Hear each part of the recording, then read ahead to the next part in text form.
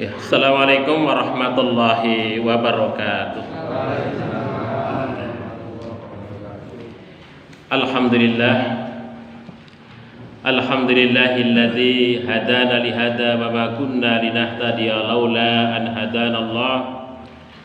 Asyhadu an la ilaha illallah wahdahu la syarika lah wa asyhadu anna Muhammadan abduhu wa rasuluh.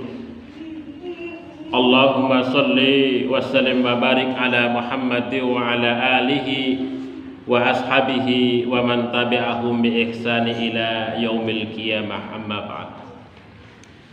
Bapak-bapak, ibu-ibu, para bini sepuh, hadirin wal hadirat, adik-adik remaja yang insyaallah semuanya dirahmati, diberkahi oleh Allah Subhanahu wa taala, yang saya hormati. Alhamdulillah, segala puji dan syukur marilah senantiasa kita panjatkan kehadirat Allah Subhanahu wa taala atas segala limpahan nikmat yang Allah berikan kepada kita bersama, sehingga pada sore hari ini, pada malam hari ini, kita masih diberikan kesempatan oleh Allah untuk menunaikan ibadah kewajiban kita kepadanya, diberikan iman dan Islam, kesehatan, sehingga kita bisa silaturahim di majlis yang insya Allah dimuliakan oleh Allah Subhanahu wa taala ini. Kemudian sholawat serta salam marilah kita panjatkan kepada junjungan kita, Nabi kita Muhammad sallallahu alaihi wasallam, kemudian juga kepada para keluarganya, sahabatnya, dan juga kepada seluruh umatnya yang setia kepada sunnahnya. Bapak Ibu yang dirahmati oleh Allah, pada malam hari ini kita sampai kepada hadis yang ke-28, yaitu tentang wasiat Kanjeng Nabi Muhammad sallallahu alaihi wasallam. Ini wasiat yang penting Bapak Ibu sekalian, wasiat yang menggentarkan jiwa para sahabat begitu.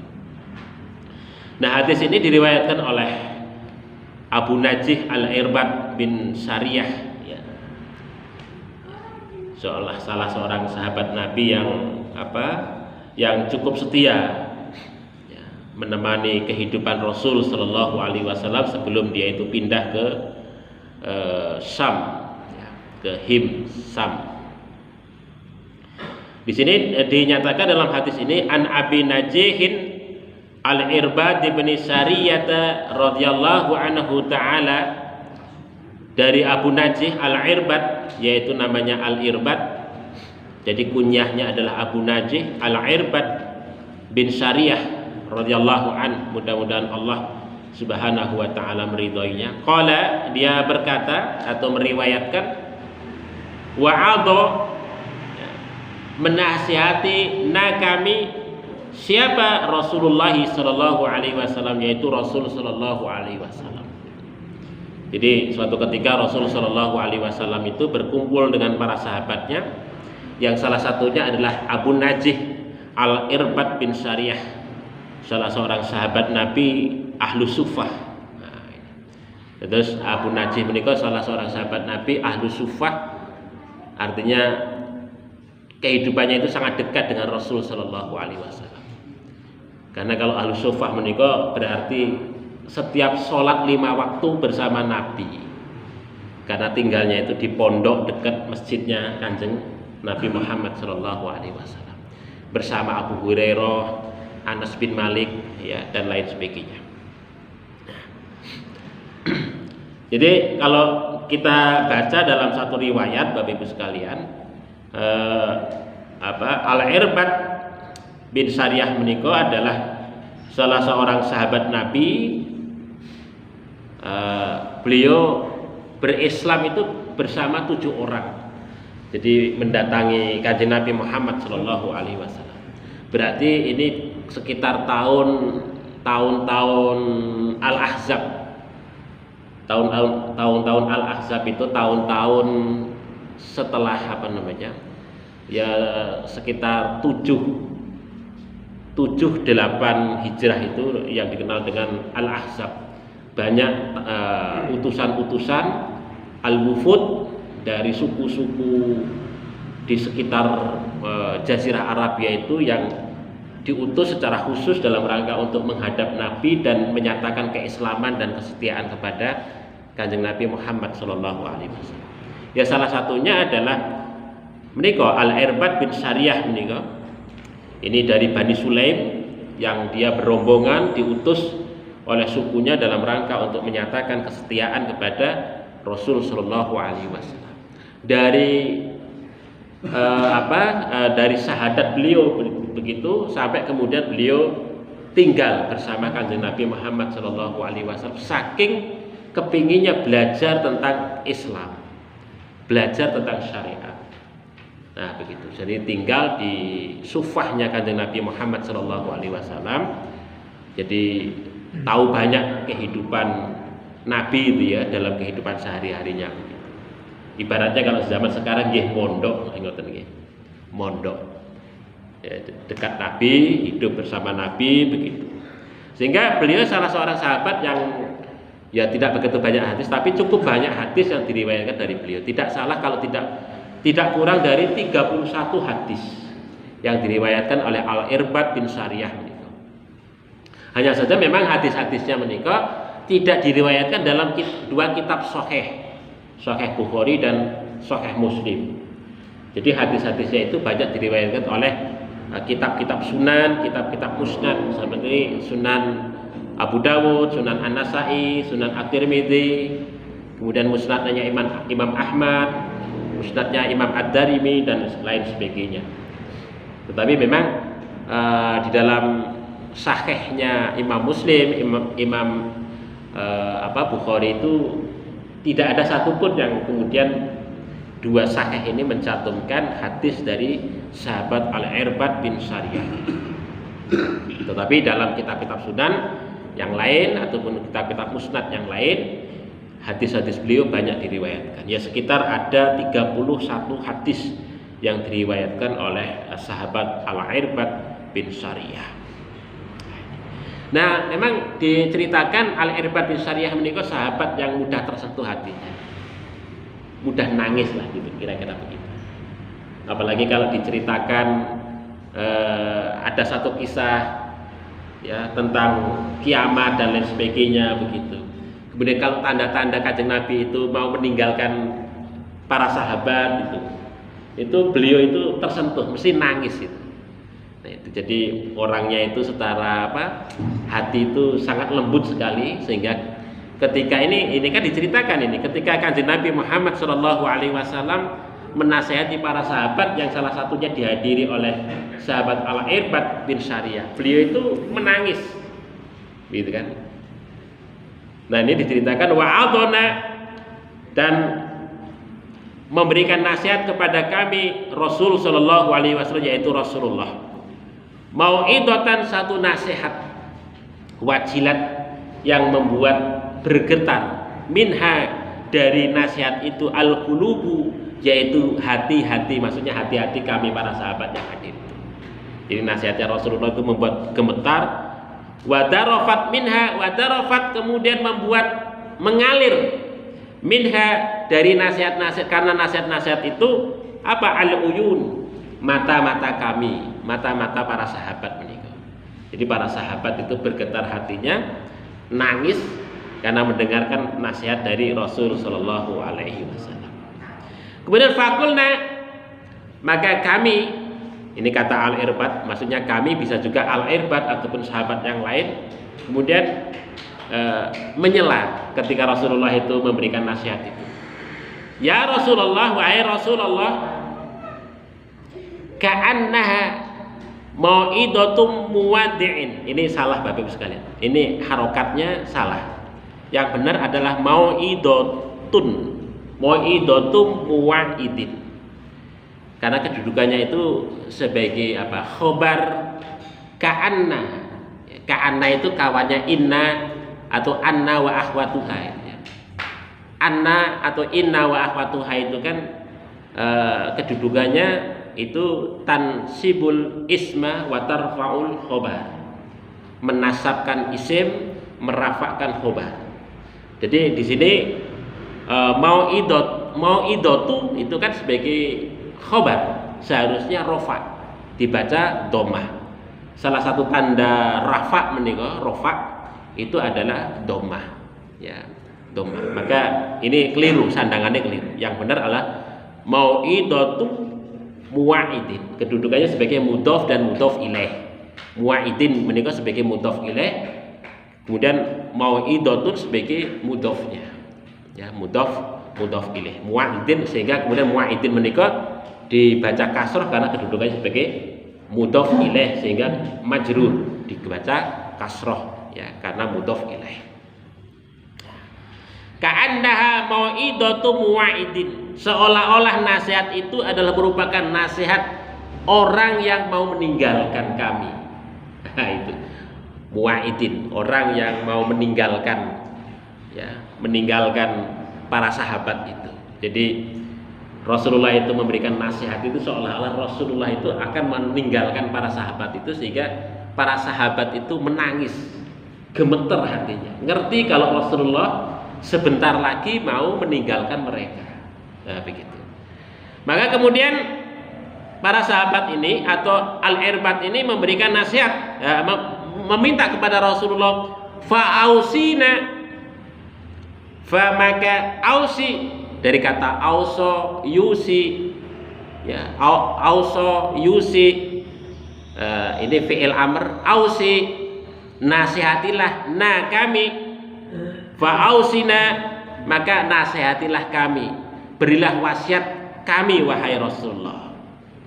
Maka Rasulullah Shallallahu Alaihi Wasallam bersabda, beliau bersabda, usikum, auso yusi, usi, aku menasihatikum kalian, bitaqwallahi, untuk bertakwa kepada Allah Subhanahu wa Ta'ala. Ini yang pertama. Jadi nasihat yang pertama adalah usikum bitaqwallah, saya menasihati Anda sekalian untuk bertakwa kepada Allah. Ungkapan Rasul Shallallahu Alaihi Wasallam. Terus Bapak Ibu sekalian, ini ada 4 hal ya, yang nasihat Rasulullah ini. Yang pertama adalah bitaqwallahi, ya, nasihat untuk bertakwa kepada Allah Subhanahu wa Ta'ala. Kemudian wasam'i wa ta'ati, untuk mendengar dan taat. Wasam'i ini karena wawunya wawu jamak atau wawu ataf wal jamak, ya, wawul atfi wal jam'i, wawu yang untuk menghubungkan dan menyatukan, sehingga kemudian kata sam'i itu dibaca kasroh karena maktuf, ya, ikut kepada takwa. Bi karena apa namanya majrur, ya, majrur dengan bi. Wasam'i wa ta'ati, ya, wa ta'ati juga maktuf dengan wawu atof, ya, dibaca kasroh, ya, wasam'i wa ta'ati, dan mendengar dan taat. Jadi ini nasihat yang kedua ini. Jadi yang pertama, nasihat yang pertama adalah takwa kepada Allah. Nasihat yang kedua adalah wasam'i wa ta'ati, taat dan patuh. Wa in ta'ammaru alaikum, sekiranya ta'ammaru memerintah alaikum terhadap kalian siapa? Abdun, seorang hamba sekalipun. Jadi wajib untuk taat, mendengar dan taat, ya, sekalipun yang memerintah kepada kita itu adalah seorang hamba. Nah, seorang hamba sekalipun. Nah, ini. Kemudian nasihat yang ketiga, fa innahu, sesungguhnya may ya'is, barang siapa yang hidup. Dari kata asa ya'isu, ini karena man itu sebagai syarat, maka kemudian dibaca jazm, ya, sehingga ya-nya menjadi hilang. May ya'ish, sebenarnya panjang aslinya asya ya'isu, menjadi ya'ish pendek karena dijazm.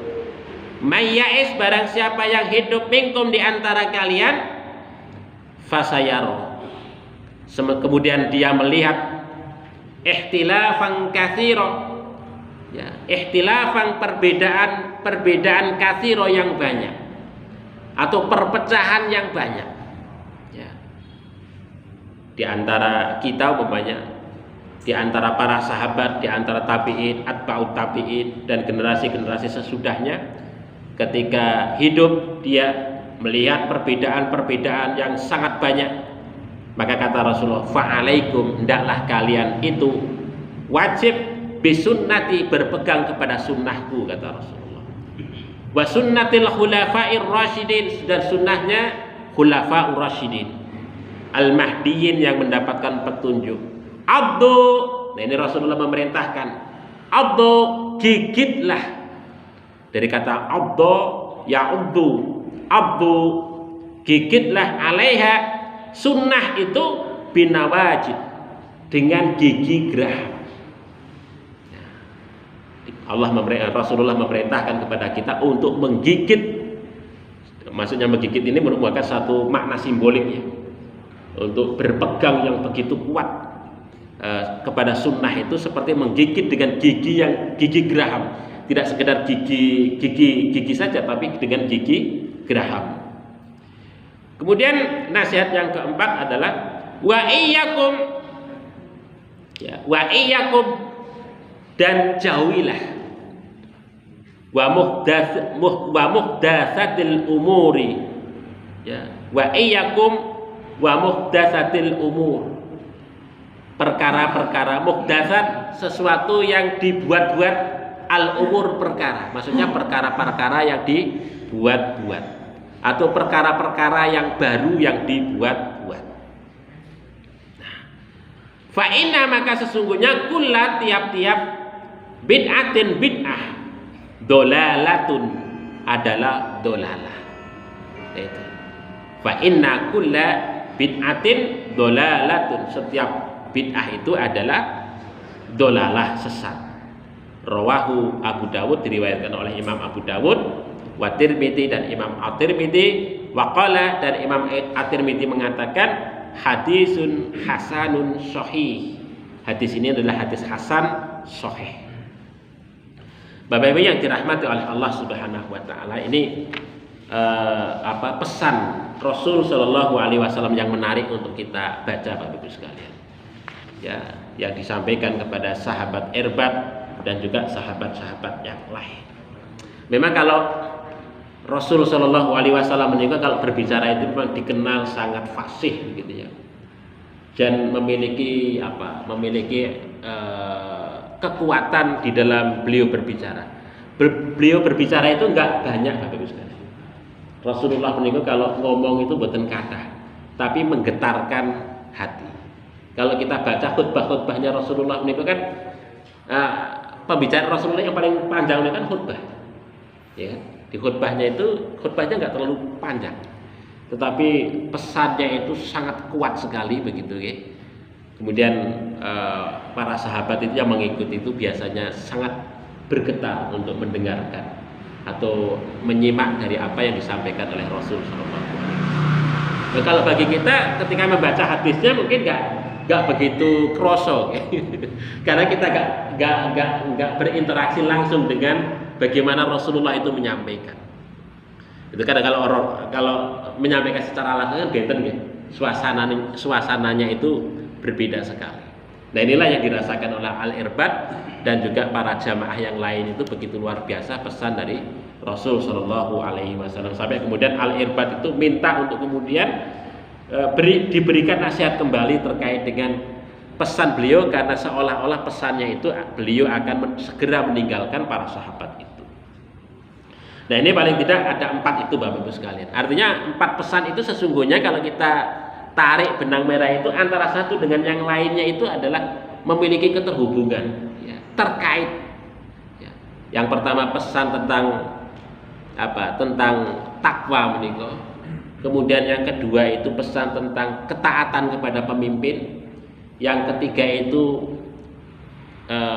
berpesan tentang pedoman yang harus menjadikan pegangan ketika kita menghadapi situasi perpecahan yang begitu luar biasa. Dan yang terakhir adalah menjauhi perkara yang menghancurkan agama atau merusak agama, yang dikenal dengan perkara bid'ah. Bapak Ibu yang dirahmati oleh Allah Subhanahu wa taala. Nah, ini pesan pertama itu kan takwa itu ya. Usikum bitaqwallah. Aku berpesan kalian untuk senantiasa bertakwa kepada Allah, karena memang inti dari risalah yang disampaikan oleh Rasulullah menikah adalah untuk menjadikan kita semua ya takwa kepada Allah, takut kepada Allah. Intinya di sana. Rangkaian risalah akidah, risalah ibadah, risalah muamalah dunyawiyah, risalah akhlak itu intinya adalah supaya kita semua untuk kita takwa kepada Allah, yaitu kita takut ya sebagai seorang hambanya kepada Allah Subhanahu wa taala. Itu inti pokoknya Bapak. Begitu Bapak Ibu sekalian. Makanya kemudian pesan takwa itu senantiasa diulang-ulang dalam berbagai kesempatan. Ya. Di dalam setiap khutbah itu menjadi pesan utama takwa menika.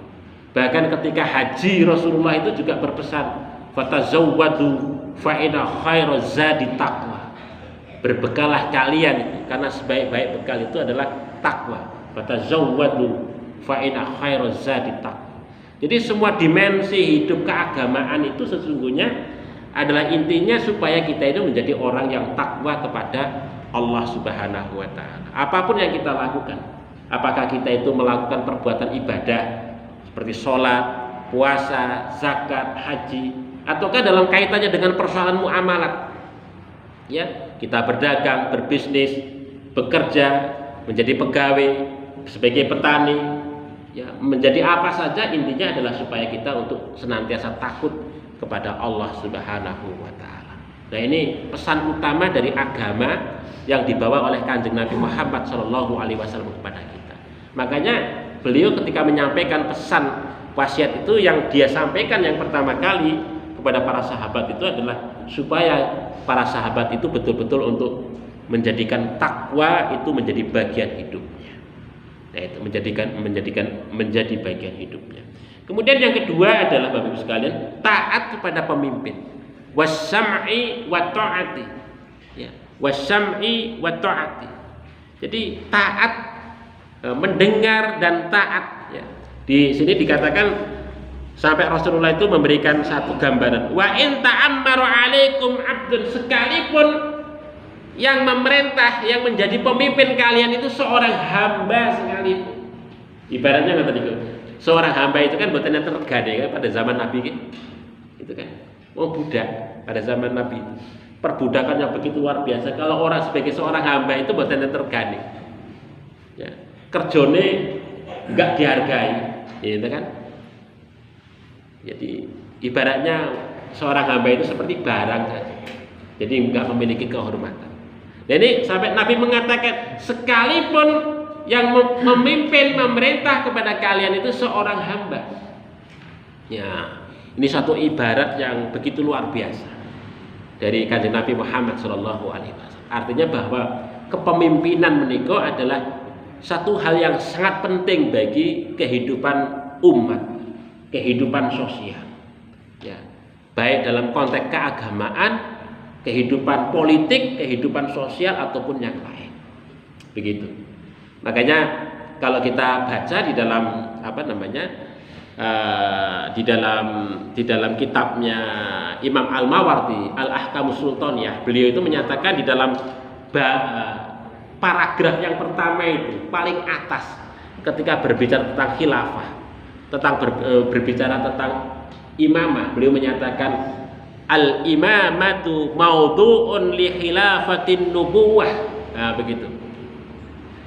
Kemudian fi kharasatid din wa siyasatid dunya. Beliau mengungkapkan begitu. Jadi bahwa al-imamah itu kata Imam Al-Mawardi adalah tujuannya adalah dalam rangka untuk fi kharasatid din, dalam rangka untuk menjaga agama. Dan yang kedua adalah wasiyasatid dunya, dalam rangka untuk mengatur kehidupan dunia. Nah, ini. Jadi agama Bapak Ibu sekalian itu akan tetap menjadi bisa berfungsi ketika ada kepemimpinan, ada imamah. Itu menurut Imam Al-Mawardi. Karena apa? Karena dengan adanya kepemimpinan negara ketika baik begitu, maka nilai-nilai keagamaan itu kan bisa diserap dalam berbagai macam fungsi kenegaraan, ya kan? Diserap dalam berbagai macam fungsi kenegaraan. dalam kehidupan publik, dalam hukum pidana, dalam hukum perdata, dalam hukum perbankan, dalam hukum macam-macam. Bahkan dalam konteks pendidikan saja bisa diserap ke arah sana. Itu kalau ada kepemimpinan yang baik, ya, pemimpin-pemimpin yang bertanggung jawab, yang memperjuangkan nilai-nilai syariat itu bisa diabsorpsi, bisa masuk ke dalam perundang-undangan begitu. Nah, di Indonesia alhamdulillah Bapak Ibu sekalian, selama era reformasi begitu itu cukup banyak ya nilai-nilai syariat itu yang kemudian masuk ke dalam legislasi atau perundang-undangan begitu. Dari dari perubahan peradilan agama ya, yang dulu peradilan agama itu hanya mengatur persoalan NTCR, nikah, talak, rujuk begitu, kemudian mengurusi persoalannya cukup luas, persoalan ekonomi, persoalan wakaf, persoalan zakat dan seterusnya itu. Kemudian perundang-undangan yang mendukung tentang peradilan itu sekarang ada undang-undang zakat, ada undang-undang wakaf, ada undang-undang perbankan syariah. Kemudian didukung juga oleh peraturan Mahkamah Agung tentang hukum ekonomi syariah dan lain sebagainya. Jadi cukup banyak ya pada era reformasi ini nilai-nilai syariat itu dimasuk dalam legislasi nasional dan kemudian menjadi perundang-undangan. Ini artinya bahwa ya alhamdulillah pemimpin-pemimpin kita itu semenjak era reformasi yang dulu dipimpin oleh Profesor Amin Rais, Pak Amin menika, ketika Undang-Undang Dasar berubah begitu ya. Undang-Undang Dasar berubah. Kalau dulu kan undang-undang yang menyatakan bahwasanya peradilan saja, peradilan umum.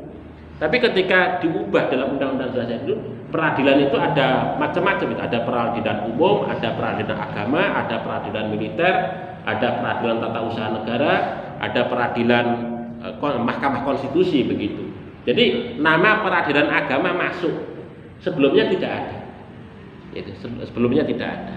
Ini artinya merupakan satu kemajuan yang kemudian itu mengharuskan perundang-undangan yang lain yang kemudian menyesuaikan dengan peraturan konstitusi dasar kita, yaitu Undang-Undang 1945 yang telah mengalami reformasi itu.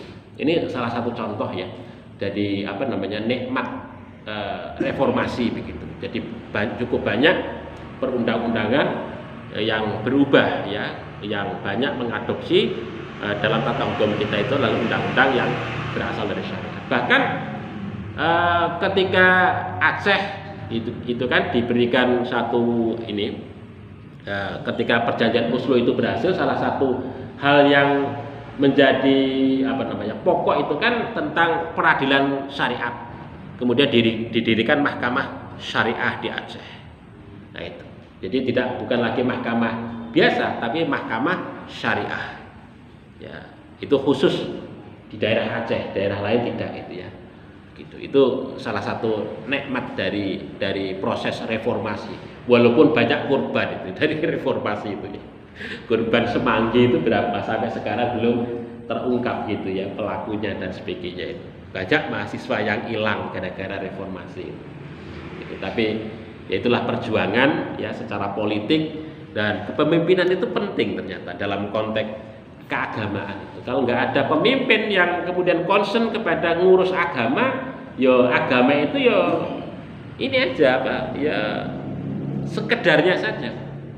Tetapi kalau ada pemimpin-pemimpin yang memang concern betul ngurus agama, dengan masjid-masjid yang jelek-jelek itu ya diurus tenang, diopeni oleh pemimpin, ada bantuan dari pemerintah, dibangunkan dan sebagainya dan seterusnya. Ya. Mungkin juga pondok-pondok pesantren yang selama ini ya uripe rodok melas gitu. Ada bantuan, dibantu oleh pemerintah dan seterusnya. Itu salah satu bentuk concern dari kepemimpinan yang kemudian berpikir tentang persoalan agama. Begitu. Makanya Imam Al-Mawardi itu sampai mengatakan fi harasatiddin wa siyasatid dunya. Jadi fungsi daripada al-imamah, kepemimpinan itu dalam rangka untuk mengurus keagamaan dan ngurus politik kehidupan duniawi. Nah ini oleh sebab itu maka penting sekali Bapak Ibu sekalian masalah ketaatan kepada pemimpin itu tadi. Nah, ini ada salah satu hadis Bapak Ibu sekalian yang diriwayatkan oleh Abu Hurairah. Ini Rasulullah itu menyatakan, sayalikum ba'di wulatun, kata Rasulullah, sayalikum, maka setelahku, kata Rasulullah, akan ada para pemimpin yang akan memimpin kalian. Sayalikum, akan ada yang memimpin kalian ba'di, setelahku, wulatun, para pemimpin itu. Fayalikum albirru, maka orang yang baik itu akan memimpin kalian bibirrihi, dengan kebaikannya. Wal fajiru, sementara pemimpin yang busuk, yang jahat, akan memimpin kalian dengan kejahatannya atau kebusukannya. Fasma'u lahu wa ati'u, maka dengarkanlah dan taatilah mereka itu, fi kulli ma wafaqal haqq, pada setiap segala sesuatu yang selaras dengan kebenaran. Wasallu wara'ahum, dan sholatlah kalian itu di belakang mereka. Maksudnya sholat jamaah Bapak Ibu sekalian. Kalau dulu kan pemimpin itu mesti yo iso ngimami, ya kan? Pemimpin iso ngimami. Seorang pemimpin sekaligus kalau sholat jamaah, sholat Jumat, sholat Id, sholat istisqa itu menjadi imam. Maka di sini Rasulullah menyatakan wasallu wara'ahum, maka sholatlah kalian di belakangnya, yaitu di belakangnya. Fa in ahsanu, sekiranya pemimpin itu berbuat baik, falakum, maka ketaatan kalian itu, maka kalian itu akan mendapatkan pahala. Walahum, dan perbuatan baik itu juga akan mendatangkan pahala untuk pemimpin itu.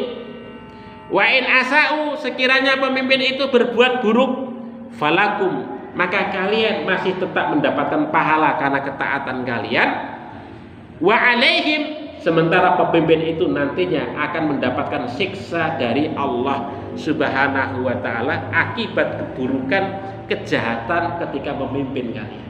Dan terus Bapak Ibu sekalian, kalau kita masih tetap taat kepada pemimpin, sekalipun pemimpin itu jahat, kita masih mendapatkan pahala Bapak Ibu sekalian.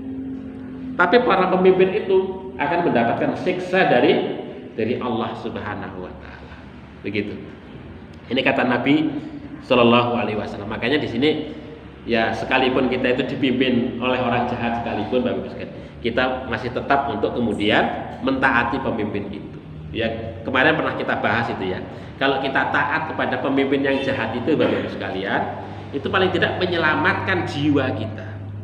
Tapi sebaliknya kalau kita tidak taat kepada orang pemimpin yang jahat itu, maka jiwa kita akan terancam. Karena kejahatannya itu akan ditujukan kepada kita yang tidak taat. Nah, itu. Maka para ulama menyatakan kita taat kepada pemimpin yang jahat itu masih mendapatkan pahala dari Allah. Tapi kejahatan pemimpin itu akan kembali kepada pemimpin itu. Mereka akan mendapatkan siksa dari Allah Subhanahu wa ta'ala. Begitu Bapak Ibu sekalian. Kemudian yang ketiga Bapak Ibu sekalian adalah berpegang teguh kepada sunnah dan teladan para sahabat. Di sini diungkapkan adalah fa innahu may ya'is minkum fasayara ikhtilafan katsira. Maka barang siapa, fa innahu, maka sesungguhnya may ya'is minkum, barang siapa di antara kalian, fasayara ikhtilafan katsira, kemudian dia melihat perbedaan-perbedaan, ikhtilaf, perselisihan, permusuhan yang begitu banyak di kalangan umat itu, fa'alaikum bisunnati, maka hendaklah kalian itu berpegang teguh kepada sunnahku, wa sunnatil khulafa'ir rasyidin, kata Rasulullah, dan sunnahnya ataupun tradisi kebiasaan khulafa'ur rasyidin, maksudnya khalifah yang 4 menikah. Wa addu 'alaika bin nawajid, dan gigitlah kuat-kuat sunnah itu dengan gigi geraham kalian supaya tidak lepas. Karena begitu dahsyatnya goncangan ya, ketika zaman konflik, zaman perpecahan itu datang, itu kita itu terombang-ambing. Ibaratnya kalau kita pegang begitu gemeteran, loncat. Makanya itu diperintahkan Rasul Shallallahu alaihi wasallam digigit dengan geraham. Itu suatu gambaran makna simbolik begitu situasi yang sangat tidak kondusif bagi kehidupan umat itu ketika fitnah, zaman fitnah itu sudah begitu luar biasa. Nah, ini pesan yang disampaikan kepada Rasul kepada kita itu ngoten niku Bapak Ibu. Jadi mengapa kok Rasul Shallallahu Alaihi Wasallam mewasiatkan kepada kita untuk berpegang kepada sunnahnya dan tradisi yang dilakukan oleh para sahabat, terutama 4 khalifah itu? Karena itu adalah merupakan contoh model keislaman yang otentik. Rasulullah itu merupakan uswah bagaimana syariat itu dilakukan. Sementara sahabat itu adalah orang yang melihat langsung bagaimana Rasulullah itu mengamalkan, dan dia mencoba untuk menerapkan itu setelah kehidupan Rasul Shallallahu Alaihi Wasallam tidak bersama mereka. Jadi para sahabat atau khulafaur rasyidin itu adalah merupakan pemimpin yang pernah hidup bersama Rasulullah dan mencoba untuk menerapkan syariat itu secara sungguh-sungguh di dalam kehidupan mereka. Nah itu.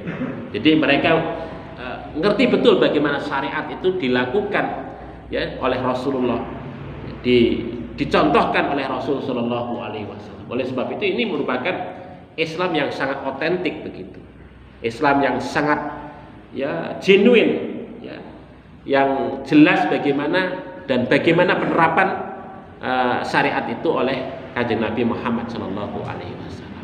Makanya ya Bapak Ibu yang dirahmati oleh Allah, paradigma utama di kita di Muhammadiyah itu kan rujuk ilal Quran was sunnah, kembali kepada Al-Quran dan sunnah. Sunnah di sini dimaksudkan adalah apa yang pernah dilakukan oleh Kanjeng Nabi Muhammad, apa yang diperintahkan oleh Kanjeng Nabi Muhammad, apa yang pernah diisyaratkan oleh Kanjeng Nabi Muhammad Shallallahu Alaihi Wasallam, dan tentu dari apa yang dilakukan oleh Kanjeng Nabi itu kemudian dipraktekkan oleh para sahabat, ya, dilakukan oleh para sahabat. Itu Islam yang begitu luar biasa, yang disebut dengan ajaran salaf. Ajaran salaf itu adalah ajaran yang merujuk kepada tradisi awal, yaitu kehidupan para sahabat sekaligus kehidupan Kanjeng Nabi Muhammad Shallallahu Alaihi Wasallam. Karena itu zaman yang terbaik.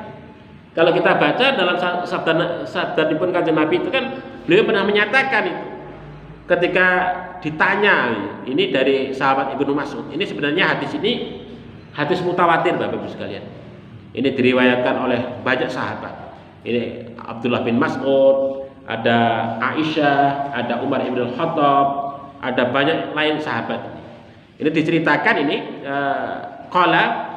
sahabat Ibnu Mas'ud menyatakan su'ilan nabiyyu, jadi Nabi Shallallahu Alaihi Wasallam ini ditanya, apa bertanya, ayun nasi, ya, siapakah manusia itu khairun, yang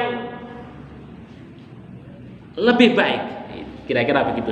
Generasi manusia manakah yang lebih baik wahai Rasulullah? Ayun nasi, generasi manusia manakah khairun, yang lebih baik itu wahai Rasulullah? Maka Rasulullah itu menyatakan qala qarni, yaitu orang-orang pada zaman. Pada zamanku inilah yang terbaik, kata Rasulullah. Tsummal ladzina yalunahum, kemudian generasi setelah itu, setelah zamanku ini, tsumma yalunahum, kemudian adalah yang kedua, tsummal ladzina yalunahum, kemudian setelah itu generasi setelahnya lagi. Berarti generasi zaman Rasulullah, generasi sahabat, generasi tabi'in, ya, generasi Rasulullah, generasi sahabat, generasi tabi'in, begitu. Itu generasi yang terbaik menurut menurut Rasul Shallallahu Alaihi Wasallam. Peringkatnya adalah zaman Nabi, karena mereka pernah hidup sezaman dengan Nabi, ngerti bagaimana praktek Islam itu dilakukan. Kemudian setelah Nabi meninggal adalah generasi kedua, yaitu sahabat ketika Rasul Shallallahu Alaihi Wasallam tidak ada. Setelah generasi sahabat ini habis, maka kemudian diikuti generasi yang berikutnya yang disebut dengan tabi'in, yaitu generasi yang tidak pernah bertemu dengan Rasul Shallallahu Alaihi Wasallam, generasi tabi'in. Nah ini generasi-generasi yang disebutkan sebagai generasi yang terbaik menurut Rasul Shallallahu Alaihi Wasallam. Oleh sebab itu maka mengapa Rasul Shallallahu Alaihi Wasallam itu menunjuk itu kepada sunnahnya, kepada kepada sunnah para khulafaur rasyidin, karena memang itu adalah generasi terbaik yang menjadi contoh bagi penerapan syariat setelah generasi-generasi berikutnya begitu. Semuanya ya, semuanya syariat itu merujuk ke sana. Imam-imam mazhab itu semuanya merujuk ke sana. Bagus sekali. Jadi semua imam mazhab merujuk ke sana. Ya, mencari hadis ya rata-rata ya kehidupan sahabat, kehidupan Nabi. Nggak ada kok kemudian kehidupan tabi'in. Kalau sudah kehidupan tabi'in itu hadisnya hadis mursal. Tapi kalau generasi sahabat ya hadisnya masih mauquf. Mauquf itu ya dalam tanda kutip masih bisa diterima riwayatnya. Kalau ada indikasi mauqufnya itu adalah mauquf yang dia itu mendengar secara langsung dari Rasul Shallallahu Alaihi Wasallam. Begitu. Terus semuanya para imam-imam mazhab itu merujuknya ke arah sana dalam konteks periwayatan, itu kan menjadi model kehidupan sahabat, kehidupan Nabi Shallallahu Alaihi Wasallam. Ini dan kemudian kalau kita lihat juga umpamanya dalam konteks dalam konteks pesan itu di dalam ayat Al-Qur'an sangat jelas itu mayyuti'ir rasula faqad ata Allah. Barang siapa yang mentaati Rasul maka dia telah mentaati Allah. Falyahdharil ladzina yukhalifuna an amrihi an tusibahum fitnah. Falyahdhar, maka berhati-hatilah, merasa takutlah alladzina orang-orang yukhalifun yang menyalahi an amrihi dari perintah Rasulnya, dari perintah Rasul Shallallahu Alaihi Wasallam. Apa? Antusibahu fitnah, maka mereka itu akan ditimpakan kepada mereka berupa fitnah. Nah itu ketika kita menyalahi perintah daripada Rasul Shallallahu Alaihi Wasallam. Kemudian yang ketiga, yang keempat Bapak Ibu sekalian adalah pesan untuk menjauhi tentang perkara yang merusak agama, yaitu wa iyyakum wa muhdatsatil umur. Wa iyyakum, hendaklah kalian itu menjauhi perkara-perkara bid'ah. Ya, perkara bid'ah menika adalah perkara yang merusak dan menghancurkan agama. Itu memang sangat keras niki hadisnya. Ya dari ungkapan wa iyyakum itulah kemudian para ulama menyatakan bahwa bid'ah itu adalah sesuatu yang diharamkan. Hanya saja memang dalam konteks bid'ah itu bukan dalam pengertian bahasa Bapak sekalian. Kalau pengertian bahasa itu kan segala sesuatu yang baru, segala sesuatu yang diada-adakan dalam konteks apa saja. Tapi yang dimaksudkan dalam hadis itu bukan itu. Yang dimaksudkan dengan bid'ah itu adalah segala sesuatu yang diada-adakan ataupun sesuatu yang baru yang terkait dengan persoalan agama, terutama dalam persoalan akidah dan ibadah. Sementara persoalan-persoalan yang lain dalam urusan dunia itu bukan persoalan bid'ah. Asal hukumnya adalah al-ibahah atau mubah, kecuali adanya dalil yang melarangnya.